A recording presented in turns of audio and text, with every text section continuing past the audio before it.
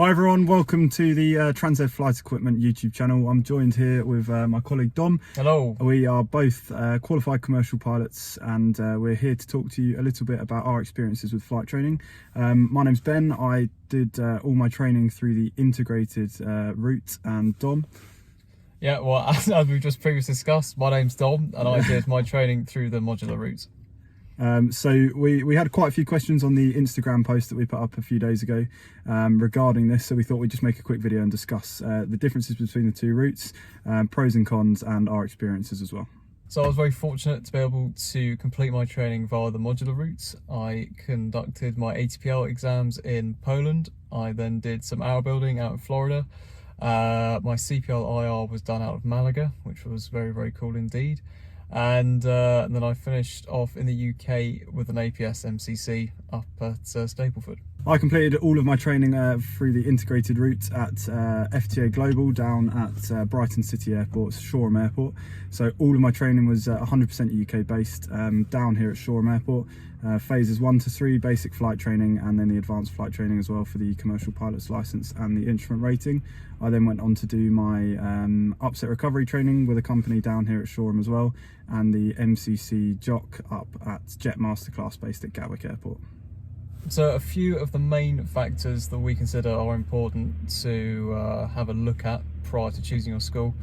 Number one, of course, it's always money. The courses have to be priced so that you can actually do them without putting yourself under too much financial strain. Not only will that allow you to actually potentially even enjoy your training, it will also mean that should you have any overruns, etc., any retakes, there's like a spare kind of buffer for that, and that's all included. Another factor we think is important is just how the place feels.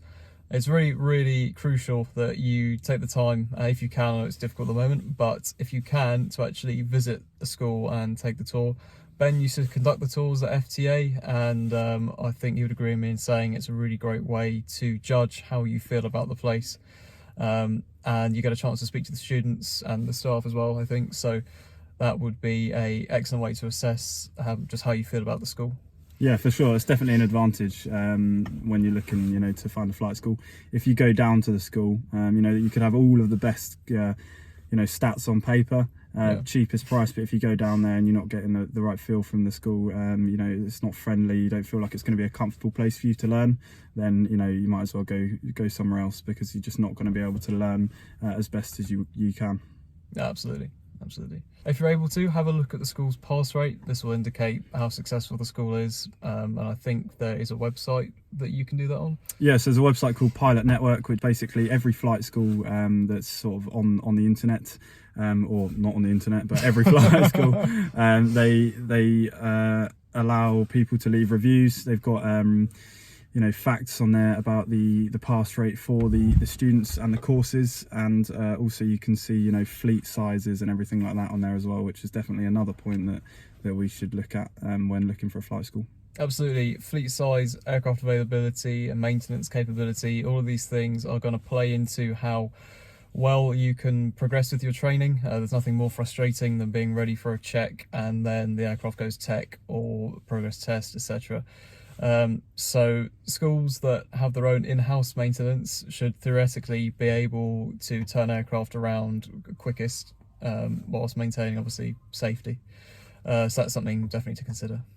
So adding on to the point about fleet size and the capability, the modernness of the fleet, so training on aircraft such as the Diamond Twin Star, the DA42 with a full G1000 suite is going to be completely different to doing your multi-engine training on something such as a Seneca that's going to have the standard 6-packs and stuff like that. So you get different training. You end up with the same license at the end of it, but how you do that training, I did all my training on the G1000 in a DA42, so I found that quite easy, as all the information that you need is on the screen in front of you. So it's a little bit easier than the conventional 6-pack, but I'm not sure if you've got experience flying with a 6-pack. Yeah, so the same for me actually. I conducted all my initial IR training on the DA42 same as Ben with a full G1000 outfit. It's great. EFIS makes it, I think, much easier to maintain situational awareness. But when I came back to the UK from Spain, I was very lucky to be able to do some further IR training in the UK. On a Technam P2012, which has a Garmin G950, which is essentially the 1000, but with all the engine instrumentation on gauges as opposed to on the MFD. And that also had a kind of 6-lever outfit as opposed to the DA42, which is all FADEC, so it's just push to go and sort of pull to slow down. But on the Technam, there was prop. Carburetor heat, interestingly, was a lever, which is a little bit different. Usually you'd have the mixture, and also the throttle as well. So that was a cool experience to just see what that was like. But as Ben said, it doesn't matter what aircraft you do it on, you'll end up with the same license and the same privileges as everyone else. Another important point to note is the sort of weather conditions in the area that you're going to be training on. So me having done all my training here in the UK, obviously the UK isn't known for having the best weather. Obviously it's okay once you get onto the IR, and I actually was lucky enough to complete my commercial pilot's license and my instrument rating as we came into spring and then by the end of summer. So I wasn't really subject to any delays with that. But there's a lot of people that, you know, do get delayed with training in the UK because of the weather, especially when you're doing your VFR sections of flight training. VFR navigations, general handling, everything like that. There is a weather minima that you must stick to, and the flight school will have their own operations manual and minima that they want you to fly to as well, which is often more restrictive than the legal minima. So that's something to note. Obviously, with your flight training out in Spain, you probably had quite nice weather. Yeah, absolutely. I was very fortunate to have, well, all my IFR training was actually done in perfect VMC, apart from one approach into Jerez, and my hour building as well. I went over to Florida and was able to do 75 hours in 3 weeks, which is, I mean, you'd have to have a very good run of weather in the UK to be able to do that. And because Ben and I both had to work prior to starting our training to accumulate the capital, and I had to do a little bit in between as well. So it meant that I could almost guarantee that within 3 weeks I would have 100 PIC and be able to then sign up for the IR CPL ME out in Malaga. So that is, as Ben said, you know, weather is critical, and it's definitely something to consider. So now we're going to run through some advantages and disadvantages that we feel are the key points between the integrated and the modular training routes. So started with the integrated route. I feel one of the key advantages of the integrated route is that it's a 0 to hero course. You can go into flight training with nothing, 0 flight experience, and leave with your full license within 2 to 2.5 years, which is definitely an advantage. You also get consistency with your training, or hopefully you get consistency with your training. All of your training is completed under you know, the same set of standard operating procedures and flying techniques, which hopefully, you know, can make you a more confident and able pilot. However, with the modular route, obviously you see many different flying techniques from different instructors at different schools, which can make you a better and more rounded pilot, in terms of you can then choose your own techniques that are going to be suited to you, that you enjoy and you feel work for you. A couple of disadvantages that I feel are key to note with the integrated training course is that you know, you can have less life experience, and the airlines, at the end of the day, everyone ends up with the same bit of paper, and when you come to apply for jobs with airlines or companies, they want to see, you know, you as a person on the CV. They know that you've got flight experience and they can see your flight training records from your flight school, but they need to know that, you know, can you sit in a cockpit next to someone that you've never met before for up to 8 to 10 hours, you know, a day, and have a conversation and get on with them? Can you, you know, go and use that experience that you've gained throughout life or your flight training to make decisions and help you make decisions, which on an integrated course, a lot of people will come straight out of college, straight out of school at 18 years old, never worked really before, and then have a pilot's license, but their CV is just their flight training. There's no life experience on there at all, so that can be, you know, a disadvantage. And I recommend that if you are going to take the integrated route, at least go into work for 1 or 2 years before and gain some life experience. Do some volunteering, places like the Royal Air Force Air Cadets, get experience with them. Or as if you're looking to be a pilot and you're still quite young, you know, 14, 15, join the Air Cadets and get some experience with them, because the life experience that they'll teach you is great, and you can really fill out your CV with stuff like that. Ben and I were both in the Air Cadets, and we both had aviation jobs before we started training. So just to like carry on with his point, I think that it is important to, I mean, we get on Yeah. we get on really well. So I think it is important to just have a little bit of something else than rather than just like, bang, this is where I did all my training and everything in that kind of. Yeah, of course. I say another disadvantage is that all your money is tied into one place, and that's the point that Don will come back to when he's talking about the modular route. You know, if you put all your money into a school, whether that's through a full upfront payment, monthly instalments, which has normally got a large, you know, deposit of £10,000 to £15,000 before you even start the course, to secure your place, and then monthly instalments of, you know, up to £5,000. You know, once that money's there, it's stuck with that company, and if something was to happen to that company, then, you know, unfortunately there's a good chance that you might lose your money. So that's definitely something to make sure that that company is well established and there's nothing going on in the background that, you know, could put your money and your training investment at risk. So Ben came up with some great points there about the integrated route, and I hope to be able to do the same with the modular route. One thing he mentioned was the lack of training diversity and exposure to different environments and operating procedures and people, personalities and flight training methods. I think this is a double-edged sword. Whilst I was very fortunate to be able to go and fly in America and Spain and the UK, having to deal with all of the associated competent authorities maybe isn't as easy as one would think it would be. I sat my ATPLs in Poland as well, so talking to the ULC, the Polish OLS, the CAA there, it's all, whilst you do get to see other ways of flying, I think it is important to strike the balance, and the integrated route, you can focus solely on your training rather than having to think, right, I need to send this off and do that with that, etc. So I think that's an interesting point that Ben made. Along with the money as well, whilst it is technically cheaper if you're going to fly in different countries, you know, exchange rates, etc.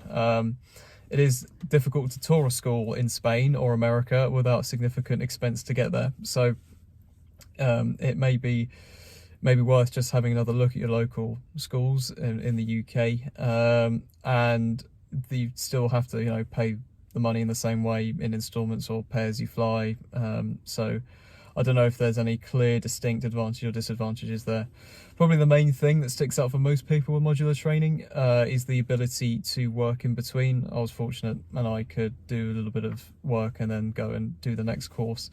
So it's especially important to consider that you can choose your prevailing weather conditions to a certain extent. If you go to Florida, I was able to do 75 hours in 3 weeks, which meant that I could plan that in and knew that that was the likelihood of that happening, and me not overrunning and me not having to spend more money or more time was pretty certain. So I think that's something to consider as well. It is worth noting as well that you know, the integrated course, it's going to be very hard for you to work throughout an integrated course. It is a full-time course, you know, 5 days a week, especially during ground school. You know, that's 6 to 9 months of your life that you just have to get your head down and focus, because, you know, you want to get those exams done, pass first time if you can with the highest percentage, and just get those smashed out of the way. Yeah. I did manage to work throughout my flight training. After I finished ground school, I got a job with a local pizza delivery, and then actually within a year was a shift manager there as well. So that was allowing me to humble flex. That was nice, me for nice. after working, or after flying, sorry, go and work in the evenings and actually keep the bank sort of topped up a little bit, and help pay the bills. And then, you know, on a modular course, you can take breaks between flight chunks, flight periods, and go and work full time for, you know, a couple of months to build your money back up, ready to save and invest in the next section of your flight training. Whereas, as I said, on an integrated course, that's going to be a lot harder to do, and you've got to find somewhere that's, you know, an employer that's flexible, that will allow you to, you know, take some days off as and when you need them to study or flight plan or have a last minute flight, something like that.